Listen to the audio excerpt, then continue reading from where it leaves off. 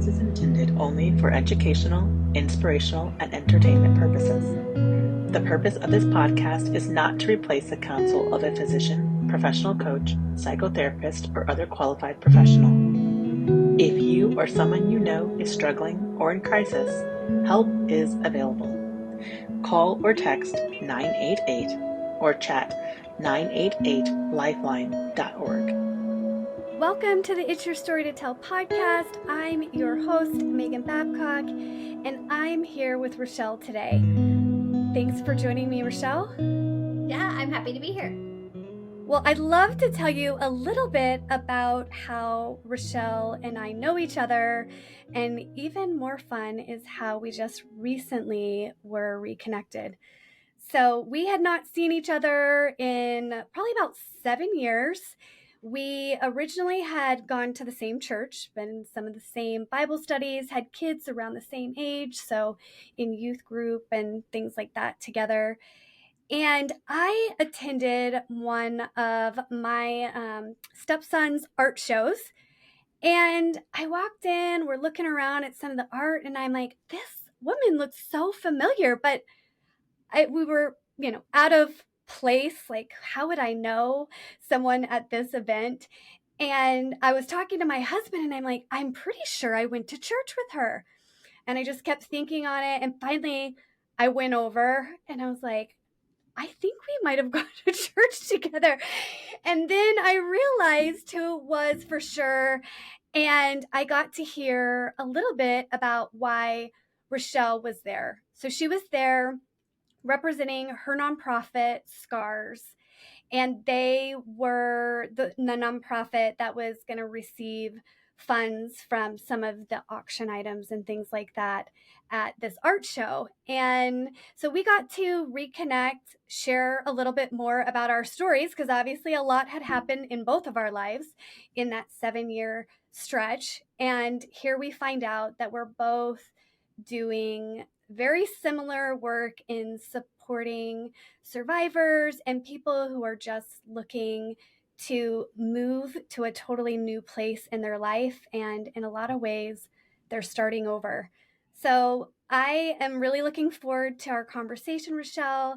I'd love it if you would kind of tell us a little bit about your nonprofit and your business. But then we'll get into kind of how your story, went in those years and why this is such a passion for you. Yeah, sure. I'm really happy to be here. Thank you, Megan. It was so great to reconnect. That was just really cool and really wonderful timing as well. So it was a number of years ago that we would be at the Bible studies and our kids were at the same church. And that was about the same time that I was helping found this nonprofit, SCARS, Survivor Collective Alliance Reaching Society. And so that was something that I helped co-found, and we're completely run by survivors, all volunteer run, real grassroots. And so basically what we do is the word collective is in there. And I know that that is like a thing that's same for both of us. And that's because we really find that collective healing, collective recovery, peer mentorship really has been the change maker for survivors of domestic and sexual abuse. And so that's kind of in a nutshell of what our nonprofit is. And then just recently this year, I started a for-profit business, and that really is centered around supporting entrepreneurs who have experienced domestic or sexual violence. And so, so that's where we were at when we kind of parted ways, and then I'll catch you up to today when we reconnected. Yeah. Well, I am excited to learn more about your collective in both ways and for our listeners to learn more. And I think one of the things that I have learned in talking to so many people who have been on a journey of recovery is that oftentimes they use their recovery, what they went through, to help others. It's that whole kind of making lemonade out of lemons, or that God says, I promise that all things will work together for good. And sometimes that good is not always in that situation, that you're going through, but the good can be how you use it, and that it wasn't wasted, that experience. And so I find so many survivors who are now champion other survivors, or having opportunities like your collective for entrepreneurship. Financial abuse often goes along with these things. And so that recovery journey can be very complicated and difficult, because you most often are literally starting over and rebuilding your life. And so thank you for coming along, survivors, and using your experience. So would you tell us a little bit about your story and how you ended up getting to this point? Yeah, sure. I'd be happy to. And just to reiterate that collective piece, it's also in the name of the business that I started, and it's Allied Brands Collective. Because, like you say, it's that paying it forward that is so Mm-hmm. important and can be such a huge piece of healing and recovery, right? Yes. Serving others and being part of people's growth journey and healing and recovery journey. So, that was really what got me to start the nonprofit with other survivors and then my business, because I needed and need it for myself.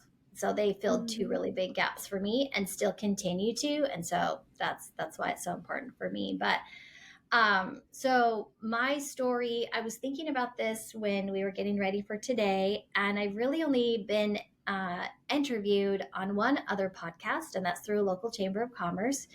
But we do have a podcast with our domestic and sexual violence survivors through SCARS for different topics and stories that they want to share. And so, but it is, as you would know, Megan, it is quite different to be the interviewee rather than the Oh, interviewer. for sure. Was the hardest and scariest thing I ever did when I started the podcast. And I knew that if I was going to ask people to share their story, I had to be willing to do it, right? You can't ask people to do things you're not willing to do. The second podcast was, again, me with my son, kind of even sharing another layer to our story.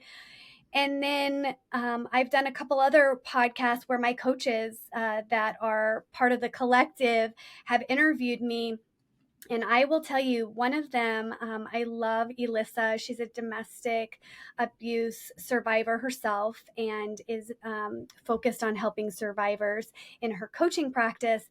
And there was a minute on my podcast where I was like, oh, so we're going to go there. Like, whew, okay, I'm going to need a minute, because I wasn't expecting that. But you're in control of this, Rachelle. So you get to tell. I will not ask questions that are hard or make you really go more vulnerable.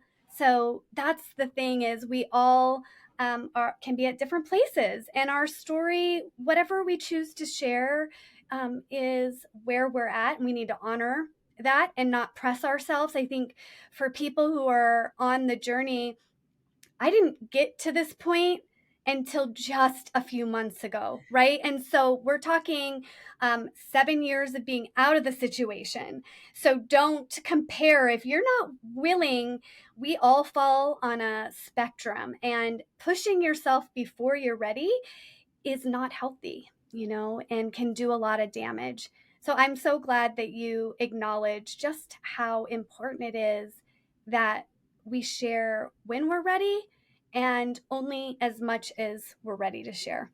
So just know that this is a space that it's your story to tell. That's the power of the name of the podcast. So you're in total control of what part of your story and how you share it. So Yeah, and I love that. And I think that's important for listeners to really understand as well. And I feel like that's really important that you shared that. mm-hmm.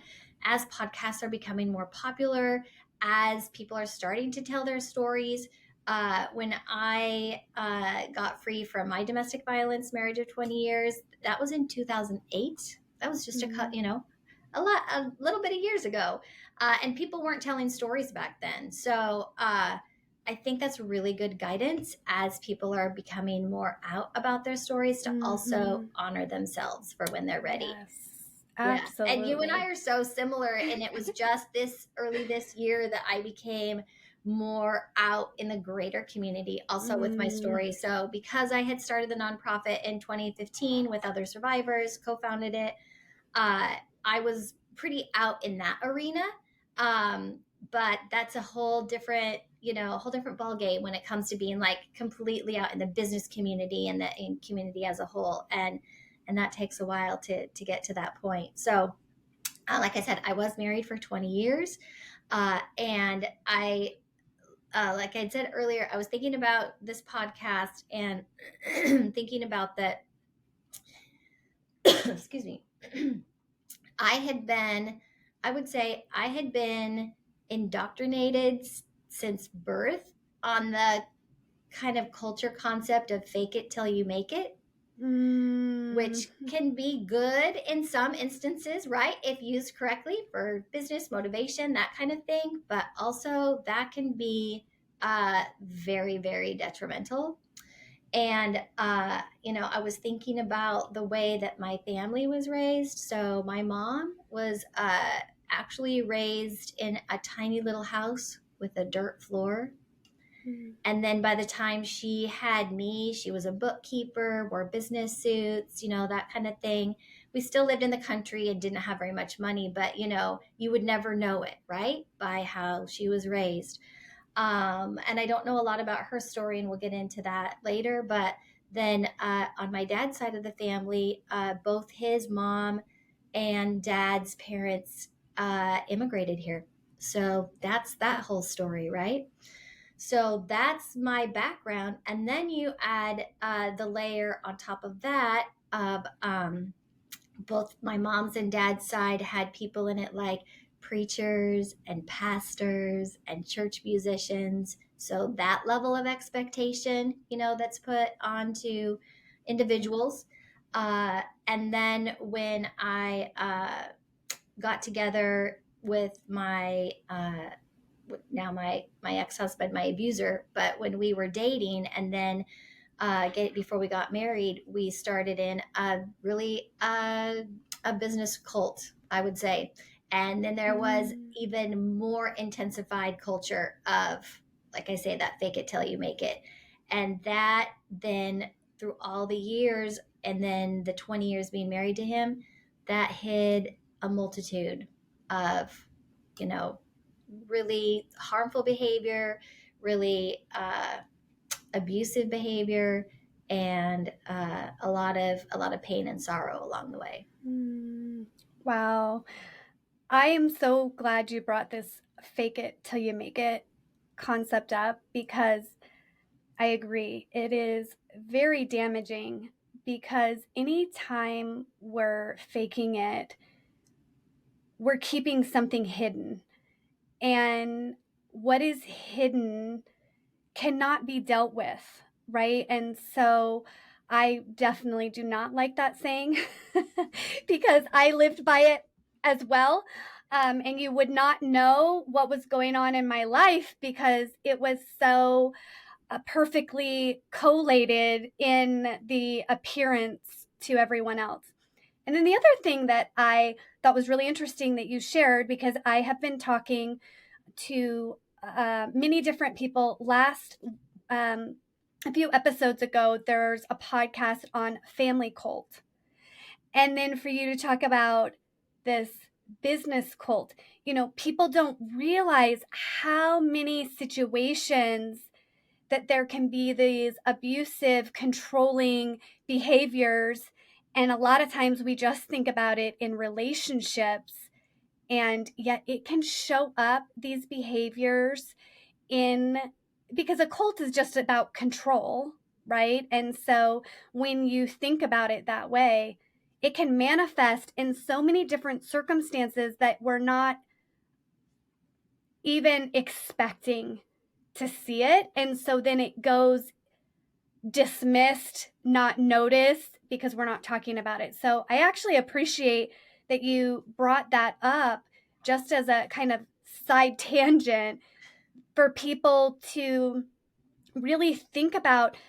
We need to start judging the behaviors, because if you're just looking for them to show up in one certain circumstance, it can be missed and still have such an impact on your life. Mm-hmm. Yeah, it can be completely missed. And it's all about culture, which so many of us have different backgrounds, different upbringings, different cultures that we were raised in. And that's going to really,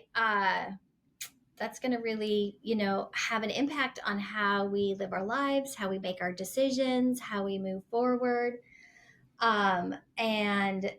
And part of that was with so the church that I was raised in was very close knit. It was wonderful, super supportive. I had, I had a good upbringing, but also a lot of tragedy along the way. And so my mom, she ended up leaving my dad when I was very, very young. My brother was only 3, my younger brother. And so that was devastating. We would visit her sometimes. So I was raised by a single dad, which was really fun for me because we got to go camping. We still lived in the country. We had our old dirt bikes. He was in construction, had his own business. So he was always tinkering around on remodel projects and making little wood things for us. We would had BB guns and would do target practice. We had cows and all the fun things. And lived in a small town in Southern Oregon, and loved my school. Went to the same school until I was in high school. Really close with my church family and my biological family, my friends. That was really my like my support system, right? So and then, like I say, so I don't know a lot about my mom because I didn't see her a lot growing up, but I had so many aunties and grandmas and, cousins and things like that. But when I was 16, my brother and I were visiting my mom in another city. And so my dad was helping build our church, and we got word that there was an accident and he had been killed. And so obviously very sudden. And my brother and I, he was our rock, right? And he would take us to church and school and come to all our events and all the things. So it was just a whirlwind of chaos, obviously, because my mom wanted to, take us, which made sense because she's still our mom and still alive. And so that's how the law works. But then, my aunties, it had been written in my dad's will that they would get custody, but it doesn't matter, right? I mean, you still have to go by how the law works. And so I was 16 and my brother was 12. So we got moved up to the big city up here in the Portland area, which was a huge culture shock. The only good thing was that the church I went to also had another church here in Portland. It was the headquarters church, where down where I lived in Southern Oregon, it was like a branch church. So I was familiar with some of the people there, and for people who went to church in the 80s, we had camp meeting every summer. A little different from kids camp, but actual camp meeting. And so I knew people from that. So that's how I got connected with my then boyfriend, going to be husband, and turned out to be my abuser. So I had just turned 16, and my dad had just died. And then the only person that I had kind of connected with that summer, because girls, guys go to the midsummer concert, that kind of thing. And so was him, and that's who I knew. And so he was there for me. And so we started dating. And so, but, looking back now, it's like I was so vulnerable, obviously. at that point. Yeah. So there were red flags looking back now, but I wasn't going to see him. I remember going to a counselor later and talking about how it's like having a warning light in your car, right? Check engine or something like that. And it's like when you have some kind of huge tragedy like that, for some people, it's growing up in an abusive home. For some people, it's growing up in a home where there was domestic violence. Other tragedies. For me, it was that my dad was killed in this accident, and I was scooped out of everything that I knew, every support system, everything that meant anything to me, and was brought up here. And so I just plugged right into the church up here, and started dating him. Yeah. Wow. I didn't even know that part of your story, which I think is very typical, right? We don't know what goes on in people's lives that lead up to getting into these unhealthy relationships. And I think it's often people look from an outsider's perspective and they just are like, how does this happen? How does this happen? And they don't realize all the other pieces of someone's story that, like you were saying, there can be so many things that put you in these vulnerable places. And it's that vulnerability that people with abusive tendencies, manipulation, personality disorders, they see those, and whether they recognize that they're being drawn to it because they intentionally want to cause harm, I don't really even think they know.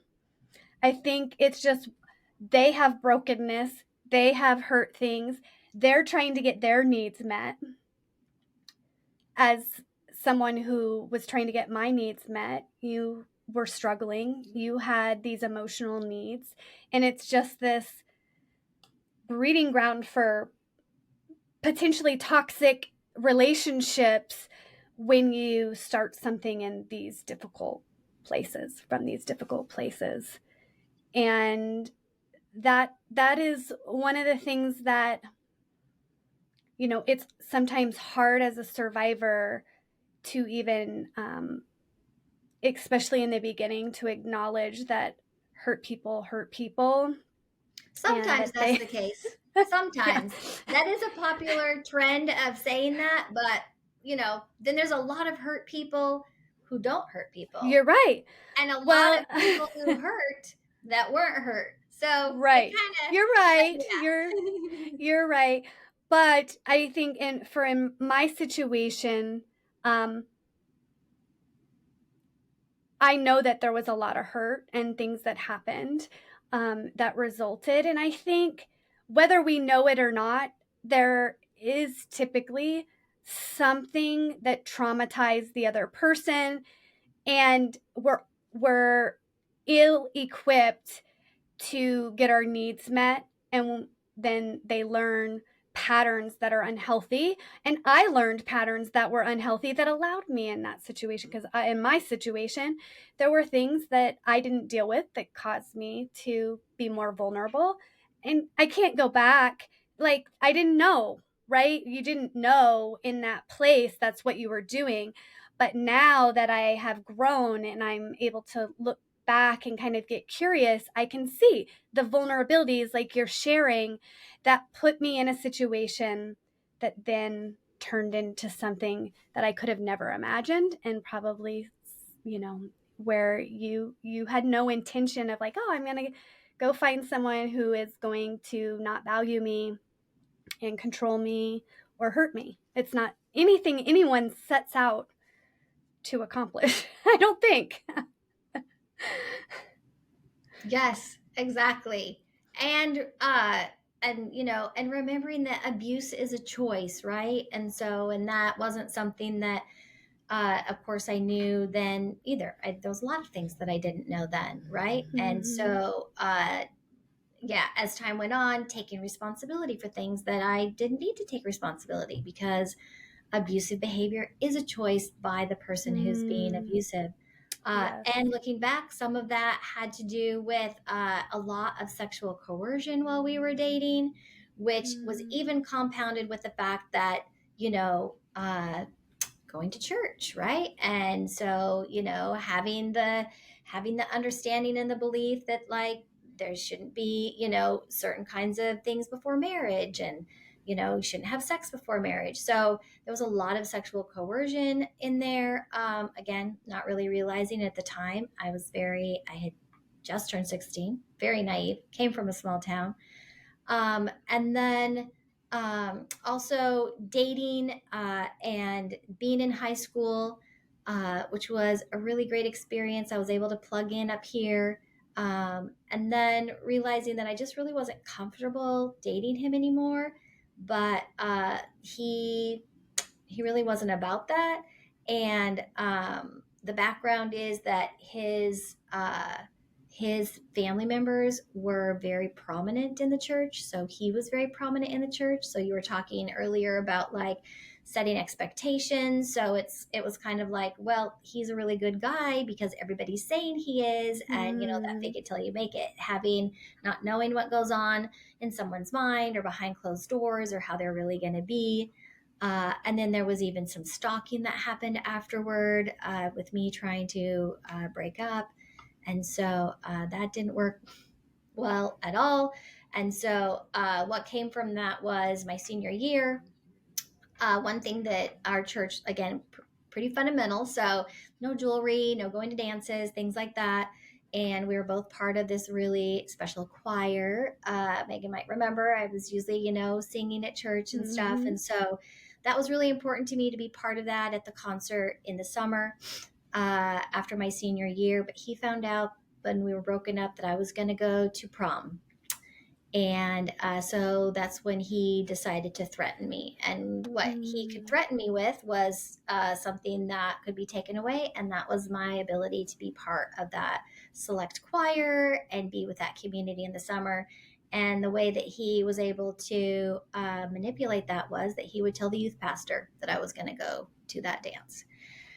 And so, of course, that's not something that I was prepared to give up. So this is my senior year. I'm ready to graduate. I'm senior class president. I have a date with a really kind person, and I have to call it off. And of course, so now I'm starting to be cut off from all of my friends that I had made over the last year and a half at my new school. And so now, I don't have my dad. I really don't know my mom very well. I'm not with my family. Now I've been cut off from those friends. And so really all that's left is just him and then the people at the church, which they're all nice and that's fine. So I get back together with him. And about that time, he's starting to tell me about this business, which turns out to be a business cult, the way that I was treated for the next, over a decade. And then suddenly, before I know it, we're engaged and we're getting married and we're in this business, and he's making me drop out of college. And then the financial abuse starts even at the honeymoon. And of course, there's always excuses. And so, you're like, oh, okay, and then you're trying to make it work. And then that just escalated along with many other different types of abuse through our marriage. Wow. Well, I think what you just described is very classic, where they use something that's really important to you to manipulate the circumstances, to put them in a place of control where you don't feel like you have a lot of options because you can't lose what is really important to you. And then the isolation. And then just even the charismatic, and everybody sees them in a certain way. And so then it is, in a lot of ways, silencing to the person going through the experience, because your experience of this person is so different. I know for me, it was like, well, how do I even talk about this or tell anybody? Because it doesn't even make sense. And then I also am ashamed. And so I don't want people to know that side. So then I'm trying to make it look pretty. So I'm contributing to the confusion of what reality is and what I want people to perceive. And so it's a cycle and a pattern that, as it continues for years, and in your case, a lot of years, do you feel like that it made it even more difficult after all of that time? Or how did you then come to that place where you decided, like, I can't do this anymore? You know, for me, I actually didn't. That decision was made for me when DHS ended up getting involved, and thank God that did happen. For me, it was like I needed this help. I was also involved in the church. There were some people in the church who knew my situation. There were some help that they were trying to offer. It just, it wasn't moving things forward. And I was very confused because I didn't want another divorce. Like, there's all of that with the religious side of things. So it added for me confusion, and I really needed someone to help me recognize that this was abuse, because I had never probably said those words so much out loud. It was more describing how it was uncomfortable, or I didn't like the way this was feeling, but never very direct. And so it makes it even more difficult for people to help you or to say, oh, wow, that's abuse, you need to get out, when you're not willing to call it what it is. And then at that point, it was what it was because there was this level of involvement. But that's not everyone's story. So how was it for you that you were able to move from that situation and then begin to build what you have today? Yeah. Um, Honestly, when you were talking about people in the church knew and things like that, and you know, there's always the question, why didn't you leave? When actually the question should be, why isn't the abuser stop abusing? But for me, the two main support systems that I had would have been church, and by this time it was the church that you and I met in, which is a more Mm-hmm. progressive church and not the church I was raised in, which had its pros but also had a lot of cons for me. And then with the business cult, which was also like a full like a full on cult, right? So there was even some religious stuff in that.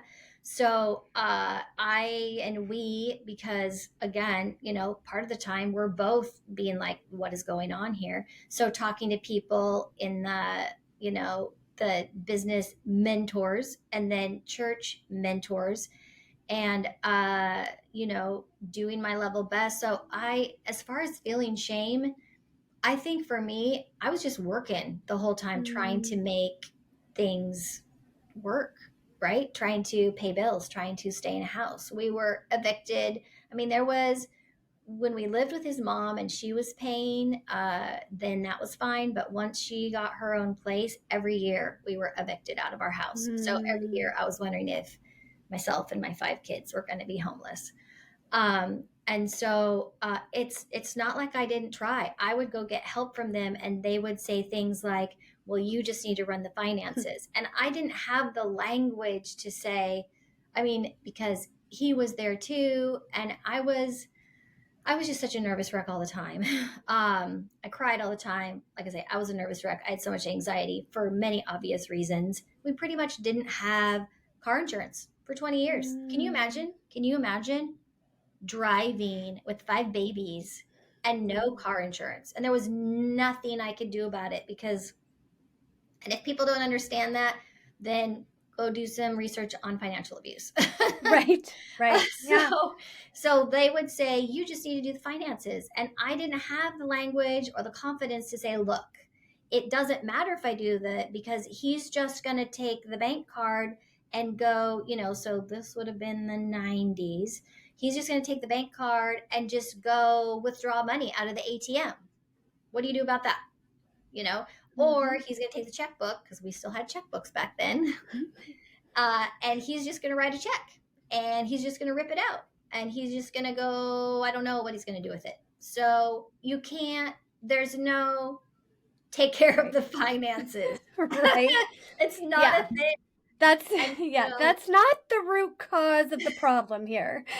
Yeah, but because, and I was going to people who in the business, were millionaires, and in the church who were also very well off, and had a plethora of knowledge. We have a Bible college and everything, of so many things. But, that was just one area of advice they were giving me, right? Power of a Praying Wife by Stormy O'Mardian. I mean, that book was just like wasted, because I honestly, like I say, I was indoctrinated. I was honestly indoctrinated, not from my family of origin, really, and not from my church of origin. But later, that it was my fault, it was my responsibility. If it was going to change, it was up to me. So there's no room in there to even consider there's something wrong and I should leave. That's not a thing. That's not even, I know that I would probably say out loud, I can't do this anymore. Right? Because how can you?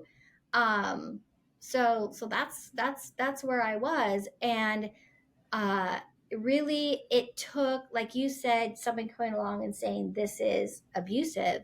My kids were in an Awanas at a different church, and there was a flyer, and it was from another organization, and it said, "Are you being abused?" And you use the restroom, you just read the first line. And I read that and thought, no. But I just kept reading the flyer every time I would go back, use the restroom, pick up the kids from Awana, touch base with everyone. Little did I know, the reason the brochure was there is because one of the small group leaders led the group there at that church. So again, this was 2008. So still not a lot on the internet, people. But there was a few things, and of course, it wasn't just like, oh, okay, yes, what you're going through is abuse. Okay, now what are you going to do about it? I had to reconcile that with my faith, which was I can't even describe to you how important that was to me. Right? I mean, by that time, I'd also lost my mom. I mean, I'd felt like an orphan basically this whole time that I was married to this man. So it's like being a mom without having a mom, being a motherless mother. That was me. That was Rachelle with 5 kids. And then an abusive relationship, which I had no idea. So all I had all along, my only constant was my faith. That was it, Megan. My faith was it. I mean, everything else just either went up and down or went away or disappeared. So that was all I had. So to reconcile that with, obviously getting the divorces out of the question. So what does that even look like? I mean, what does that even look like? And then having the spiritual abuse on top of it that I had from my then husband, controlling me with spiritual abuse stuff, and the business cult.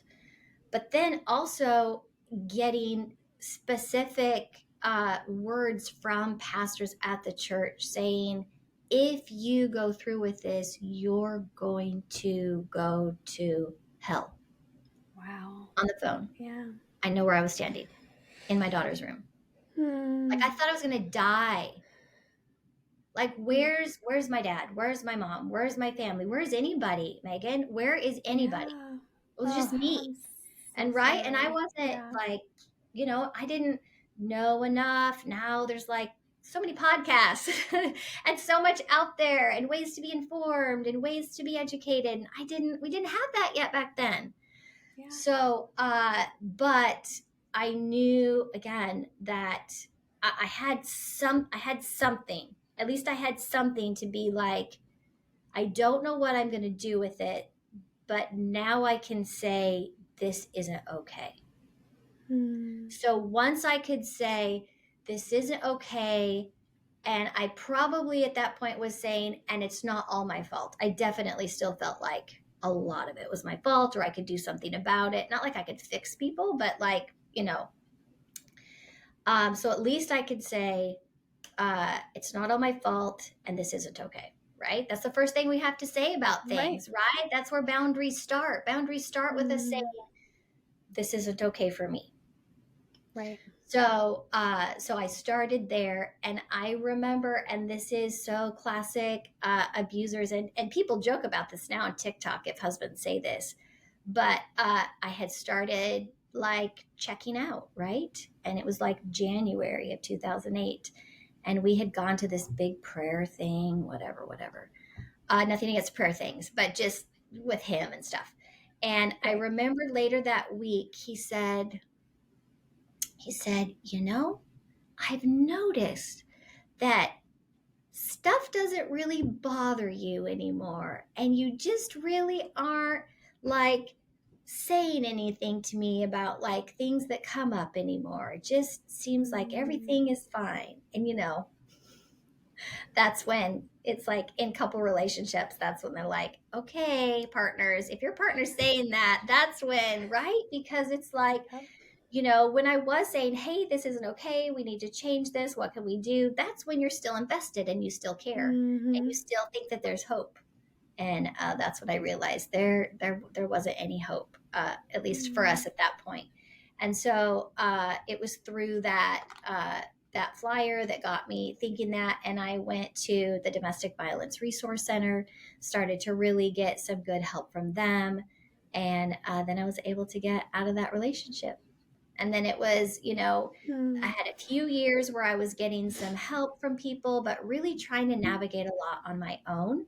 And that was really, really difficult. Again, it was, 2010, 12, 13. And then I started getting plugged in with the local domestic violence community, finding out about restorative justice, about connecting with other survivors. And that's when we decided to start our nonprofit, SCARS. And that was really when I could start to heal, start to realize that it wasn't my fault, start to realize that so many things that I didn't even know were abuse. I didn't have the words. I started to build the language. I started to build the confidence. I started to, be in relationship with myself differently, with my family differently, with my community differently. And so that was a really big piece. And then one of the things, my family's always been entrepreneurs. I've always been an entrepreneur.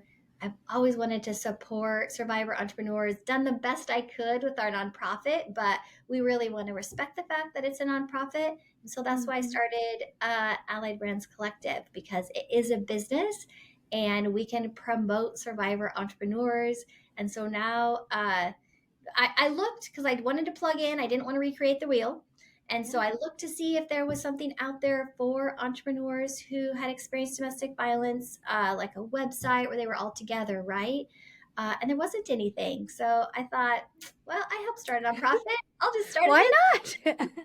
And so now we have a website where entrepreneurs who have experienced domestic violence, a lot of them don't have websites yet. And so they can be on our website, and then we do everything from business mentorship as a collective again, right? Networking as a collective. And it's been so empowering, and we just have such a beautiful and diverse group of people, and it's so exciting. And so that's why I was so glad to connect with you again. Wow. I love that there is this place to help an entrepreneur grow and to get exposure. And because you're creating a community of like-minded people, but it's so empowering to watch yourself grow.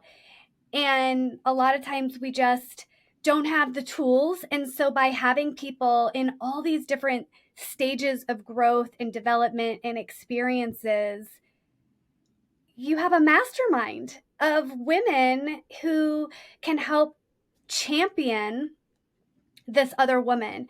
And how powerful is it when you've gone through financial abuse to be able to provide for yourself, but to be doing it in a way that you love, right? Because so much was taken in those years or experiences that you're trying to bring back into your life and joy. And so I love it. I'm so excited. I know there's going to be more to come on potential like collaborations, having survivors share their story, share their products. So I'm excited to see just what comes of this, because there was no mistaking it. Nothing is random. Like, it felt random in the moment, but then it's just like, wow, okay, what are you going to do here, God? You know, how are you going to use these platforms to bring more awareness? So we'll be in October coming, starting in just a couple days, and Domestic Violence Awareness Month, and creating more awareness, one, by sharing our stories, but also bringing hope. And we're bringing opportunity, right? And skills and things like that, which are so important. So I appreciate you being willing to share your story with us. You're And welcome. thank you for taking those hard things and creating something so beautiful for the community. And I know you had asked about one of our products, so I'm really excited. It's our intentional planning journal. Yes. And what's really cool about that is here's mine. We feature stories, and they're all really inspiring, like entrepreneurial stories. So there's lots of good entrepreneurial stuff in here. So we're working on different ways to supply that, and hopefully have that available pretty soon. But you can always pre-order it on our website. So yeah, we and just will link. Yeah. Yeah. We will link all of your resources in our show notes, and so people can get that journal. And I can't believe our time is already over. It's such an honor to spend this time with you, and I look forward to seeing how things continue to grow and how we add more survivors to the community that are thriving and living a fulfilled and joyful life after all the hard they've been through. So thanks for the inspiration. And we will see our listeners, or you'll hear from us again on next Friday. So every Friday, tune in. Make sure you subscribe to the podcast channel so you don't miss an episode. If you are not a survivor or haven't been in a situation like this, you likely know someone who has. The statistics are staggering. So it's important for you to learn so that you can recognize things, but also to share these stories so that somebody who needs to hear it can hear it. So thank you for supporting us, and we hope you have a great weekend.